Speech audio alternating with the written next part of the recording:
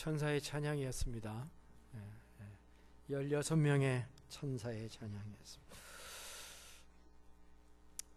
호세아서 2장 2절로부터 너희 어머니와 논쟁하고 논쟁하라. 그는 내 아내가 아니요 나는 그의 남편이 아니라. 그가 그의 얼굴에서 음란을 제하게 하고 그 유방 사이에서 음행을 제하게 하라. 그렇지 아니하면 내가 그를 벌거벗겨서 그 나던 날과 같게 할 것이요 그로 광야같이 되게 하며 마른 땅같이 되게 하며 목말라 죽게 할 것이며 내가 그의 자녀를 긍휼히 여기지 아니하리니 이는 그들이 음란한 자식들임이니라. 그들의 어머니는 음행하였고 그들은 임신했던 자는 부끄러운 일을 행하였나니 이는 내가 그가 이르기를 나는 나를 사랑하는 자들을 따르리니 그들이 내 떡과 내 물과 내 양털과 내 삶과 내 기름과 내 술들을 내게 준다 하였습니다. 그러므로 내가 가시로 그 길을 막으며 담을 쌓아 그로 그 길을 찾지 못하게 하리니 그가 그 사랑하는 자를 따라갈지라도 미치지 못하며 그들을 찾을지라도 만나지 못할 것이라. 그제야 그가 이르기를 내가 본 남편에게로 돌아가리니 그때의 내 형편이 지금보다 나았음이라 하리라. 곡식과 새 포도주와 기름은 내가 그에게 준 것이요 그들이 바알을 위하여 쓴 은과 금도 내가 그에게 더하여 준 것이거늘 그가 알지 못하는도다. 그러므로 내가 내 곡식을 그것이 익을 계절에 도로 찾으며 내가 내 새 포도주를 그것이 맛들 시기에 도로 찾으며 또 그들의 벌거벗은 몸을 가릴 내 양털과 내 삶을 빼앗으리라. 이제 내가 그 수치를 그 사랑하는 자의 눈앞에 드러내리니 그를 내 손에서 건져낼 사람이 없으리라.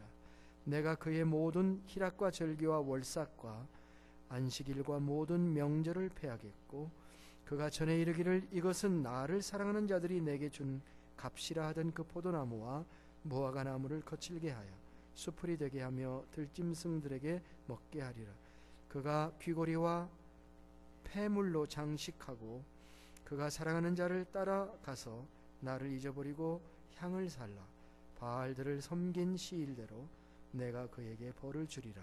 여호와의 말씀이니라. 아멘.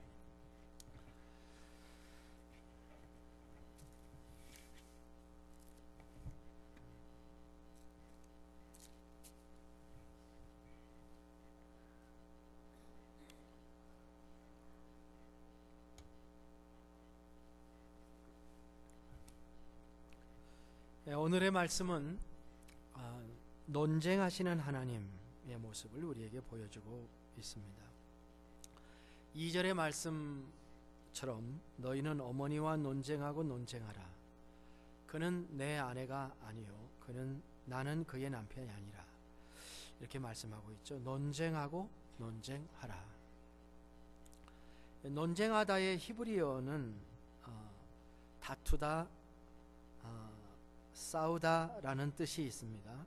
개인이든지 집단 간의 육체적인 싸움뿐만이 아니라 사법적인 논쟁이나 송사를 의미하기도 합니다.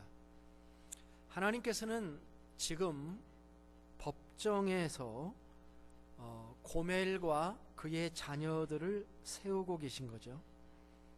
아내로서의 이스라엘이 음행함으로 언약적인 결혼 관계를 파괴시켰기 때문에 이에 그의 자녀들인 백성들로 하여금 어미를 고소하라 이렇게 얘기를 하고 있는 것입니다. 영어로 보면은 plead with your mother, plead 그렇게 얘기를 했어요. plead. 이 말은 애원하다, 답변하다, 변호하다 뭐 그런 의미입니다. 자녀들에게 어미를 한번 판단해봐라. 지금 그렇게 얘기를 하고 있는 거죠. NIV 성경에는 rebuke라는 단어를 rebuke your mother, rebuke her 그렇게 반복해 쓰고 있습니다. 이 rebuke라는 말은 힐책하다, 꾸짖다, 비난하다 같은 그런 말이죠. 자녀들에게 부모를 한번 꾸짖어봐라 이런 말이 되겠는데 참 괴로운 일이 되겠습니다.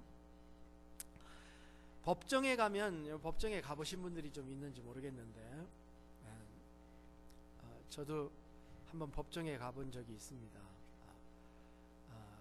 한참 젊을 때 스피딩을 하다가 붙잡혔는데 보험 증서가 없었어요.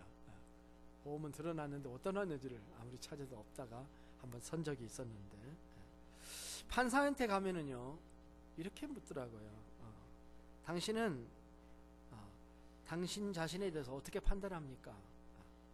How do you plead? 이렇게 물어요. 그 다음 말이 뭡니까? Are you guilty or not guilty? 이렇게 물어보거든요. 유죄냐 무죄냐 이렇게 묻는 거예요. 참 핵심적인 질문을 확 파고드는 거죠. 옛날에 아이다호에서 운전하시던 어떤 목사님이 스피딩을 5마일을 스피딩을 했어요. 그런데 경찰이 티켓을 발부했습니다. 그래서 이제 법정에 갔는데요. 갔더니 그러더래요. Are you guilty or not guilty? 이렇게 묻는데 참 대답하기가 곤란하더래요. 에? 이거는 아니라고 하기도 그렇고 맞다고 하기도 그렇고, 법을 어긴 건 사실이잖아요. 그래서 할 수 없이 고민하다가 guilty라고 대답하고, 그리고 벌금 내고 나왔다. 그런 얘기를 한번 들은 적이 있습니다. 지금 재판정에 서신 하나님께서 고멜과 그의 자녀들을 불러놓고 guilty냐 not guilty냐라고 묻고 계신 거예요. 자, 그런데 이 이야기는 고멜과 그의 자녀들 뿐만이 아니라 우리들에게도 묻고 계신 것일런지도 몰라요.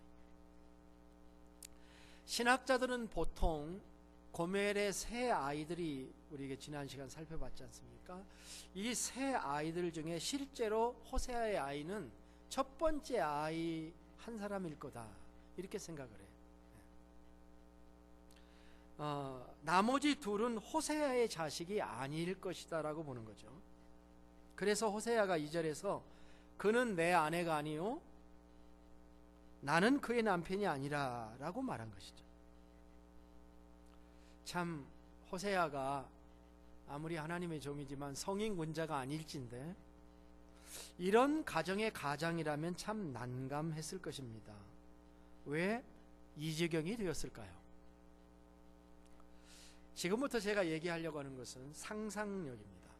상상력. 성경 말씀에는 자세히 나와 있지를 않습니다. 이런 생각을 해봤어요. 그때나 지금이나 대부분의 선지자들은 가난했을 것이다. 가난한 데다가 이런 이상한 결혼을 한 선지자에게 세상은 호락호락하지가 않았다라는 것입니다. 세상 사람들도 그렇고 선지자들의 무리 중에서도 호세아와 고멜을 인정하려 하지 않는 분위기가 있었을 수 있다는 생각을 해봅니다. 지금이니까 우리가 호세아 하잖아요. 호세아 선지자 얘기를 하잖아요. 그러나 당시에는 그렇지 않았을 것임에 분명하다는 거예요. 하나님께서 하늘에서 만나를 매출하기를 떨어뜨려 두듯이 필요한 것을 떨어뜨려 주지 않는 한 이 호세아 가정의 살림살이가 곤고하였을 거라는 거죠.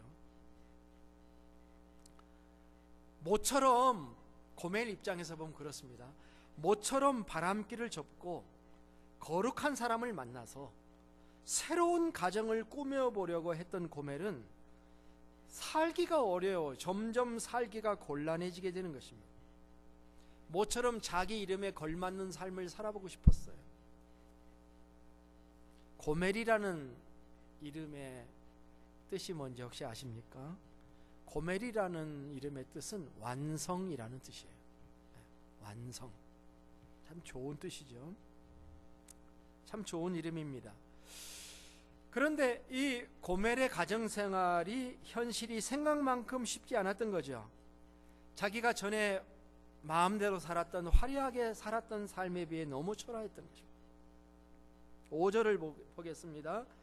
그들의 어머니는 음행하였고 그들을 임신했던 자는 부끄러움을 이를 행하였나니 이는 그가 이르기를 나는 나를 사랑하는 자들을 따르리니 그들이 내 떡과 내 물과 내 양털과 내 삶과 내 기름과 내 술투를 내게 준다 하였음이라.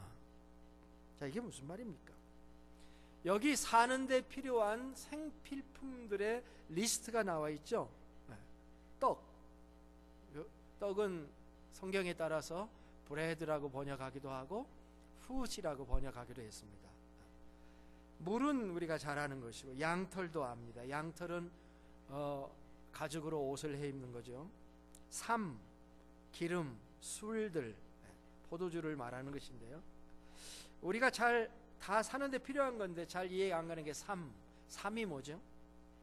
삶이라고 하는 것은 린넨이라고 번역도 했고요. 그 NIV에서는 린넨이라고, 이 천이죠, 천. 그 다음에 그러니까 포목을 얘기하는 거죠. 그 다음에 킹제임스 버전에서는 플렉스라고 번역했는데 이게 아마예요. 아마라고 하는 것은 뭡니까? 천이나 실을 만드는 데 쓰는 백합화 종류의 식물입니다. 그리고 12절에 가보면은 포도나무도 나오고 무화과 나무도 나옵니다. 이런 것들이 나오는데요. 받았다는 언급이 있죠.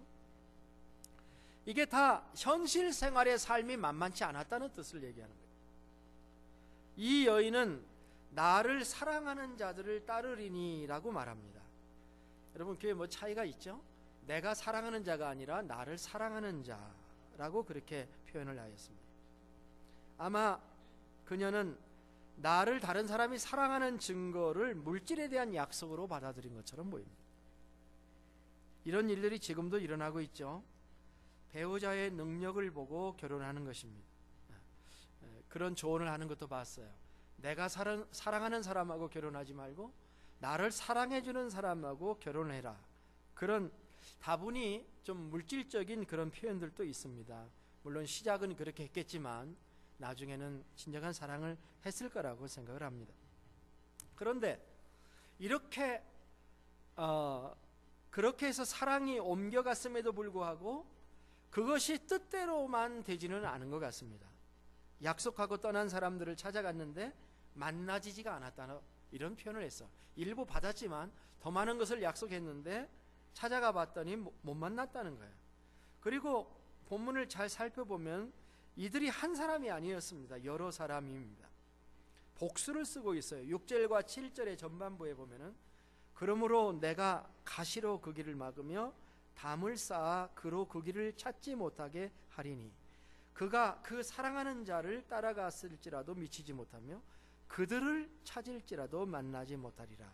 이렇게 얘기를 한 겁니다. 결과적으로 헛된 꿈을 꾼 거죠. 왜 이렇게 되었냐면 하나님이 막으셨다라고 하는 표현을 하고 있습니다. 하나님은 한 사람의 사랑에도 개입하시는 그런 하나님이신가 하는 생각을 하게 됩니다. 놀라운 말씀이죠. 이것은 고멜의 슬픈 이야기입니다.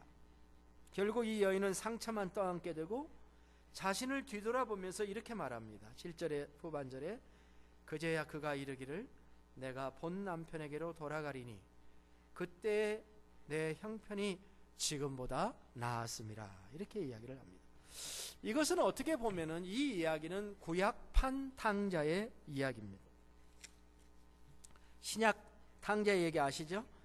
둘째 아들이 재산을 팔아서 먼 도시에 허랑방탕하다가 실패했습니다. 거기에도 하나님께서 계획하시고 회개케 하시는 하나님의 섭리가 있었구나 하는 그런 생각을 해보게 됩니다. 그리고 이것은 고멜 한 여자의 문제, 탕자 한 사람의 문제가 아니라 사실은 인간의 문제요, 하나님의 백성 전체의 문제였다. 이것이 포인트입니다.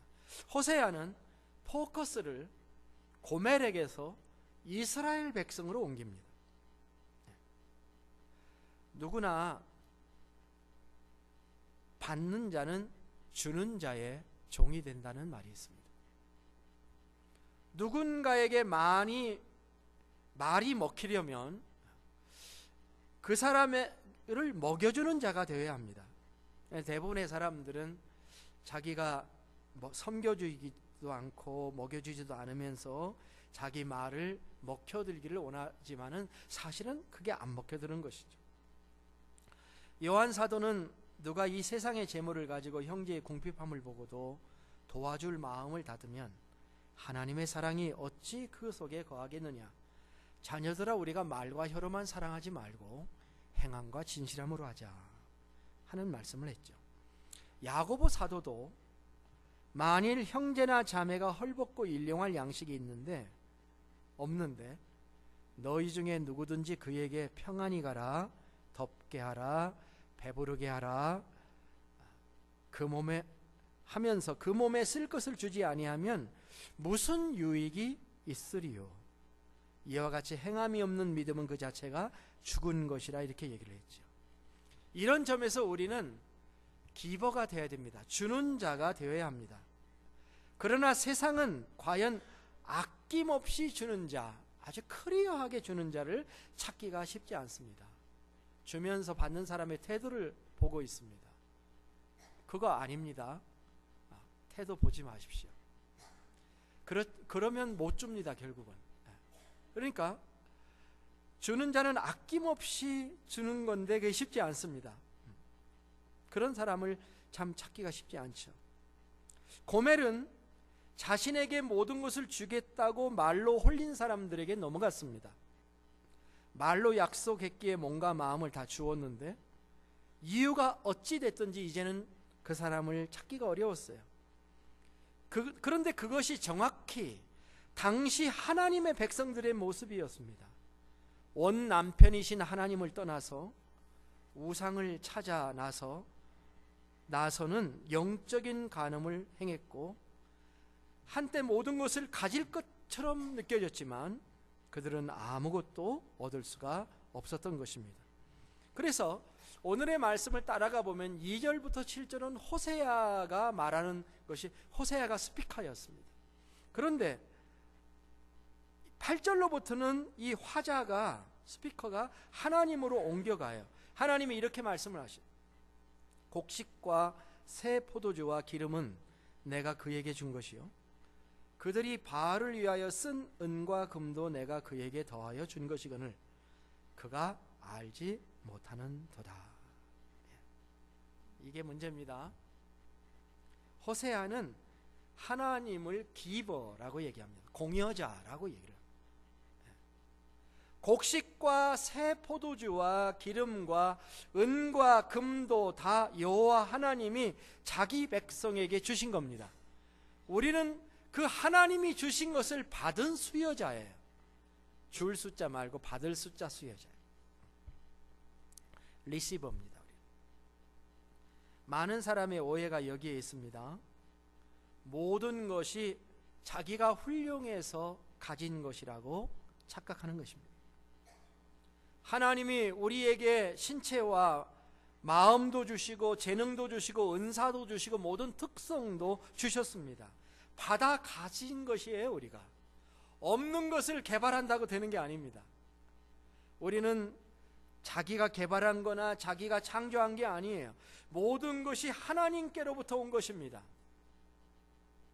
음악도 보통 하는 사람들은 노력해서 할 수 있는 거지만 특별한 음악 재능은 절대 노력해서 되는 게 아니에요. 하나님의 주셔야 되는 거예요. 미술도 마찬가지입니다. 아이디어도 마찬가지입니다. 모든 예술이 그렇습니다. 창조적인 능력도 하나님께서 주신 거예요. 사실 하나님께서 우리에게 주시지 않았다면 내가 그것을 재현하고 실현해낼 그런 능력이 우리에게 없는 것입니다.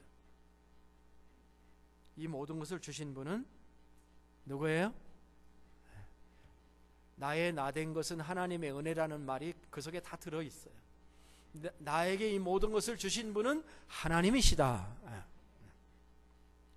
그것을 로마서 11장 33절로부터 36절에서는 이렇게 노래했습니다. 깊도다 하나님의 지혜와 지식의 풍성하며 그의 판단은 헤아리지 못할 것이며 그의 길은 찾지 못할 것이로다.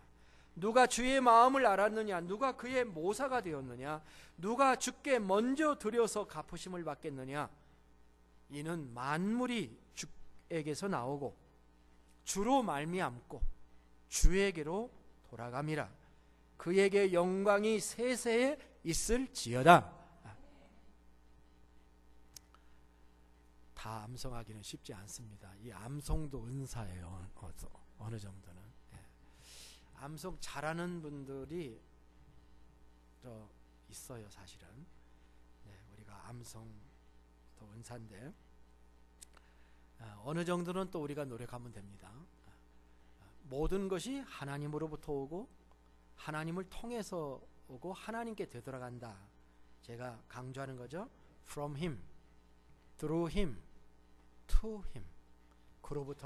그로부터 왔고 그에게 다시 돌아가는 거죠, 사실. 예, 시니어 퍼슨들 너무 낙심할 필요 없어요.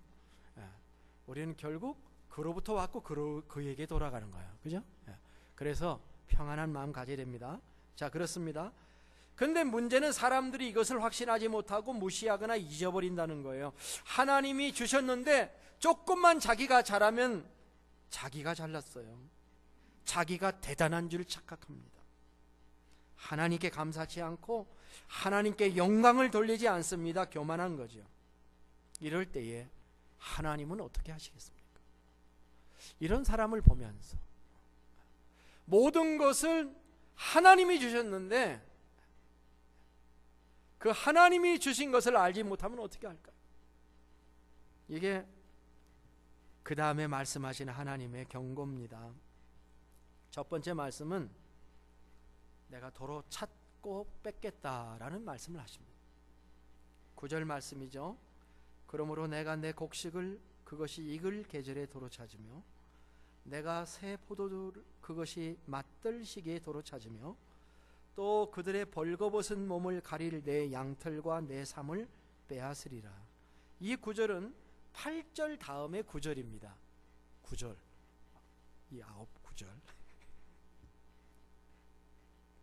8절하고 연결해서 보세요. 곡식과 새 포도주와 기름은 내가 그들에게 준 것이고 그들이 바알을 위하여 쓴 은과 금도 내가 그에게 더하여 준 것이거늘 그가 알지 못하는도다. 하나도 하나님이 주시지 않은 게 없다는 거예요. 그런데 그가 모르고 있다라고 하는 거예요. 그러면 어떻게 되는? 그러므로, 그게 9절이에요. 그러므로. 네, 곡식과 새 포도주와 은과 금을 주신 분이 하나님이신데 그것을 받은 자들이 그것을 알지도 못했고 그거를 가지고 바알을 숭배하는 데다가 썼다라고 하는 것입니다. 있을 수 없는 일이죠. 남편이 준 모든 것을 가지고 남편 아닌 자들을 사귀는 데 썼다라고 하는. 만일 우리가 이런 일을 경험한다면 처음에는 분노하고 그 다음에는 모든 것을 회수하고 싶어 할 거예요. 빼앗고 싶어 할 거예요.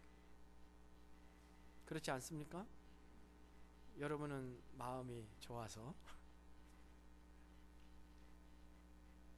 그런데 하나님도 똑같은 마음을 가지고 계신 것 같아요. 하나님이 아닌 우상을 섬기는데 하나님의 모든 것을 사용한 있을 수 없는 일이 벌어졌을 때 하나님이 회수한다는 거예요. 회수한다. 근데 묘미가 있어요. 언제 회수하느냐가 문제입니다. 언제 회수한다는 거예요? 하나님의 회수의 타이밍을 보세요. 이 부분이 이 이야기의 클라이맥스예요. 절정입니다. 곡식이 익을 때, 새 포도주가 맛이 들 때, 이것의 의미는 뭡니까? 죄악의 행복을 느끼는 결정적인 순간, 쾌락을 누리려는 그 순간, 그 결정적인 순간에 하나님께서 도로 찾고 뺏겠다고 하시는 겁니다. 뺏때 양털과 옷까지 빼앗아 벌거벗겨 놓겠다고 하십니다.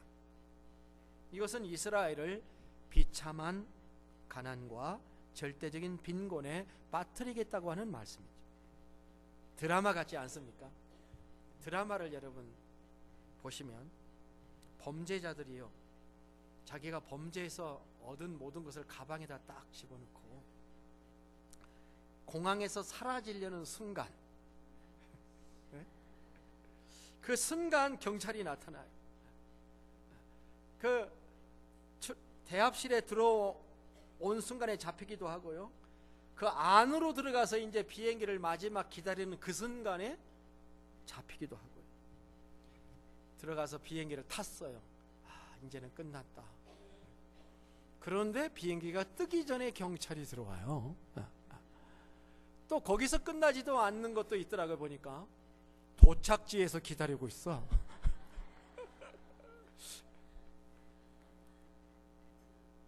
이게 하나님의 방법이라는 거예요.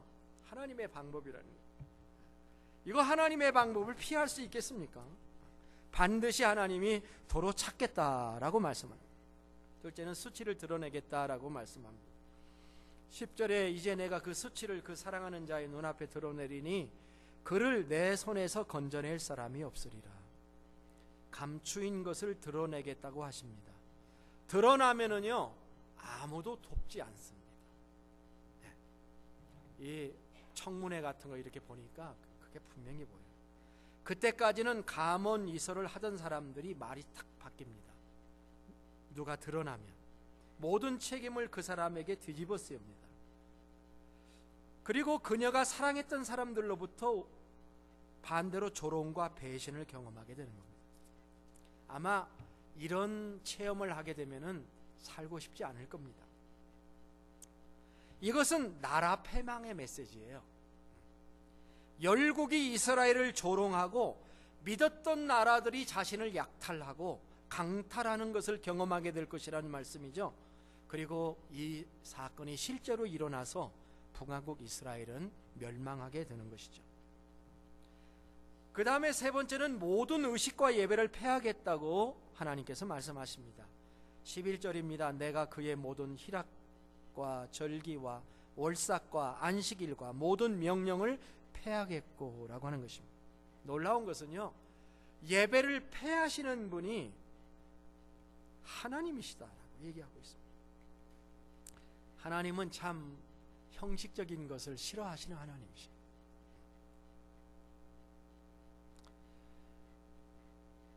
절기라고 하는 것은 1년에 서너 번 있고요. 월삭이라고 하는 말은 그 달의 초하루를 월삭이라고 합니다. 안식일은 일주일의 하루죠.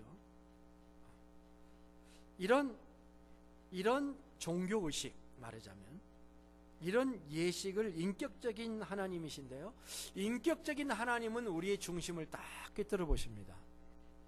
꿰뚫어 보시는데요, 어떤 자세로 앉아 있는지, 할 수 없어서 앉아 있는지. 우리 혹시 남편분들 할 수 없어서 앉아 계신 건 아니죠, 그죠?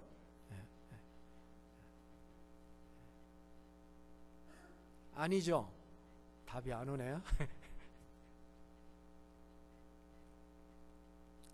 기쁨으로 예배하는 마음으로 앉아 있는지, 뭐 때문에 움직이고 있는지. 아마 교회 담임 목사들은 그냥 앉아 있어도 나와서 예배드리고 헌금하세요 라고 얘기하는지 모르겠어요. 그러나 하나님은 나는 그걸로는 만족할 수 없다라고 말씀하시면서 계속 지켜보다가 한두 사람이 아니라 여러 사람이 그렇게 형식적인 예배를 계속 드리고 있는 것을 하나님이 보시면 하나님이 나 예배당 문 닫겠다 그렇게 하신다는 거예요. 그 말이에요. 이것이야말로 위기의 순간인 것이죠. 하나님 없는 예배, 하나님을 두려워하지 않는 예배,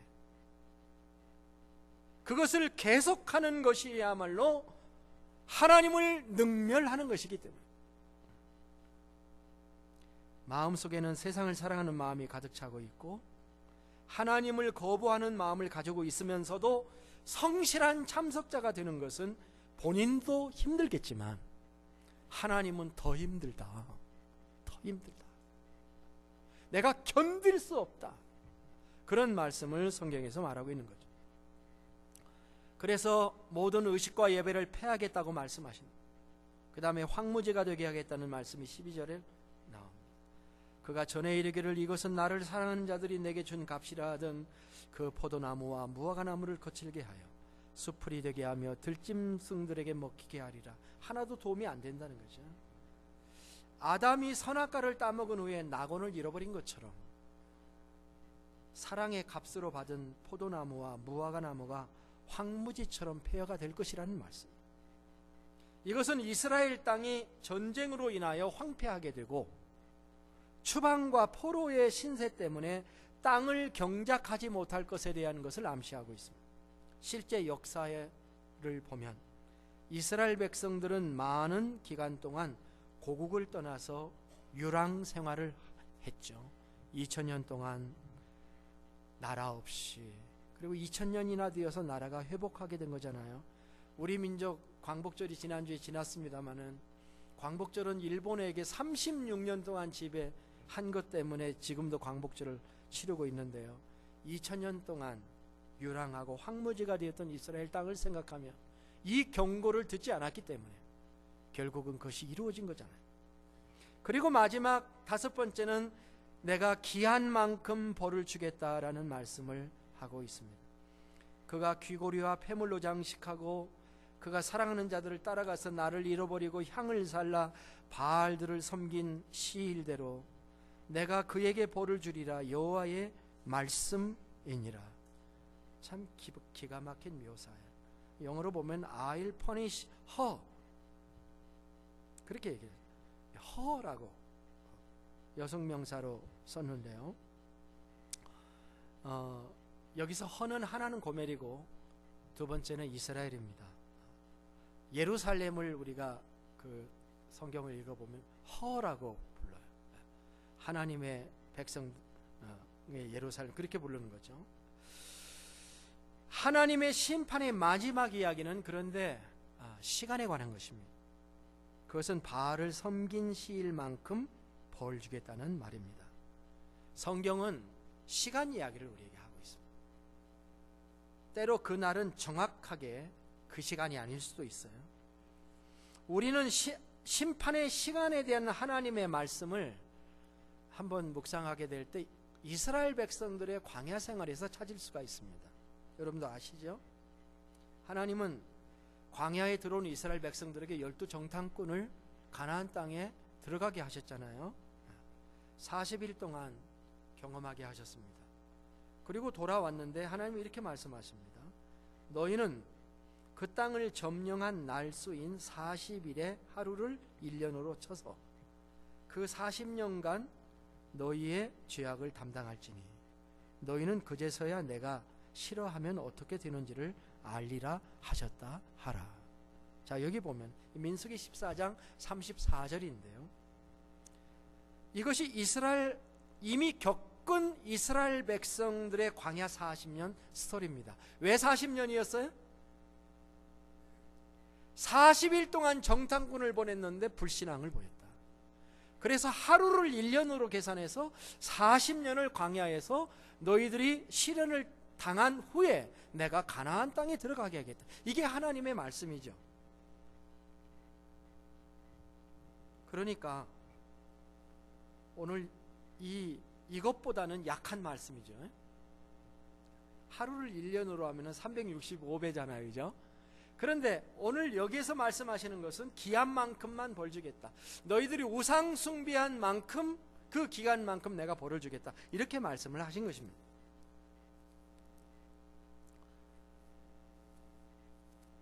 오늘 말씀을 다시 정리합니다. 하나님은 변론해보자 라고 얘기를 하십니다. 변론해보자. 호세아와 같은 시기에 예언한 이사야도 똑같은 이야기를, 남한국 선지자 이사야도 그런 얘기를 했어요. 여호와께서 말씀하시되 오라 우리가 서로 변론하자. 너희 죄가 주홍같이 붉을지라도 눈과 같이 희어질 것이요 진홍같이 붉을지라도 양털같이 희게 하리라.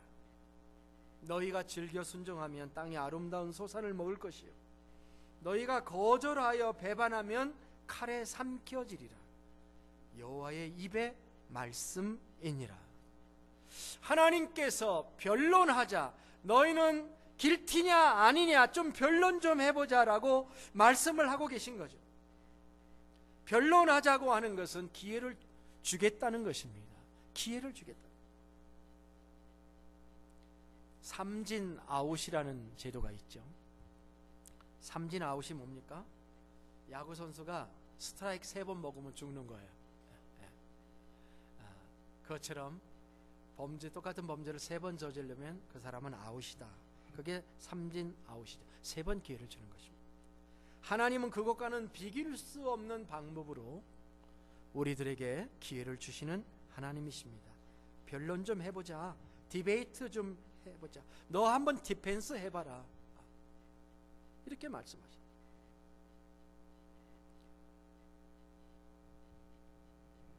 내가 너에게 준 모든 것을 가지고 네가 무엇을 했는지 한번 디펜스를 해봐라고 말씀. 하나님을 떠나 돈과 쾌락과 명예와 성공을 찾아 나선 우리들이라면, 하나님이 모든 것을 주셨는데도요, 우리가 하나님께 드리는 것이 어찌 그리 아까운지, 하나님의 말씀을 거부하며 세상의 성공을 최고의 가치로 삼는 것이 우리의 모습이어서 우리의 눈이 하나님을 떠나서 세상을 향해 계속 바뀌고 있지 않아요.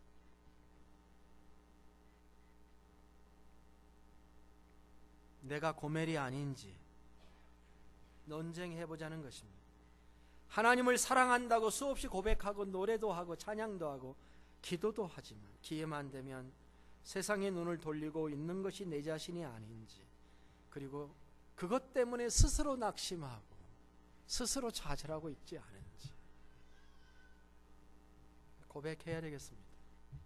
주님, 제가 고멜입니다. 제가 이스라엘 백성입니다. 하나님을 한 분만 사랑하고 그것이 인생의 의미라고 신앙 고백을 한 것처럼 그 후에 돌변하고 세상을 사랑하고 있는 게 저의 죄입니다 라고 말하면서 우리의 모든 것을 공여해 주신 주님께 돌아가서 주님 한 분만 사랑하고 사는 그것이 우리의 생애가 되어야 될 줄로 믿습니다. 주님 사랑합니다 고백하면서 오늘 주 앞에서 새로운 사랑의 고백으로, 우리 다음 시간에는 장가들기를 원하시는 하나님, 참 희한한 제목이죠. 호세아가 그렇게 외쳤어요. 그 말의 뜻은 뭐겠습니까? 나와 사랑의 관계를 맺고 싶어 하신다는 말씀. 나를 사랑하기 원하시는 하나님. 그래서 지금 이렇게 5가지 말씀 경고를 하는 것은 사랑하자는 얘기를 지금 하려고 하는 겁니다. 주님의 사랑의 요청을 받아들이시고 주님과 사랑의 관계를 맺는, 이제는 내가 주님을 믿습니다 하는 관계에서 끝나지 않고 내가 주님을 사랑합니다 라고 하는 단계까지 나아가는 하나님의 사람들이 되시기를 주의 이름으로 축복합니다. 다 함께 일어나셔서 찬송가 294장을 부르시겠습니다.